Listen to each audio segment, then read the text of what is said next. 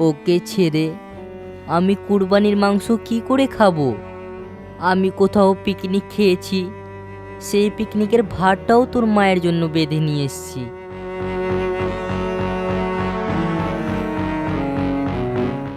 আরও কত কি, যেটাই ভালো লেগেছে সেটাই তোর মায়ের জন্য নিয়ে এসেছি। আজ ও নেই, আর আমি ওকে ছাড়া ভালো নেই। তাই উৎসব আমাকে ভালো লাগে না। যে কটা দিন বেঁচে আছি এভাবেই পার করে দিব। তোর মাকে ছেড়ে কি খেতে পারবো ভালো জিনিস? বল, তুই বল।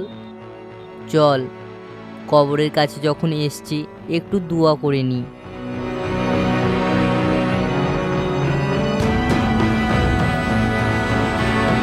স্বামী স্ত্রীর ভালোবাসাটা এমনই হওয়া উচিত। স্বামীকে ছেড়ে যেমন স্ত্রী খেতে পারে না, তেমনই স্ত্রীকে ছেড়ে স্বামীও খেতে পারে না, সেটা মরার পরেও। আর এমনই ভালোবাসা ছিল মামুনের মায়ের ভালোবাসা।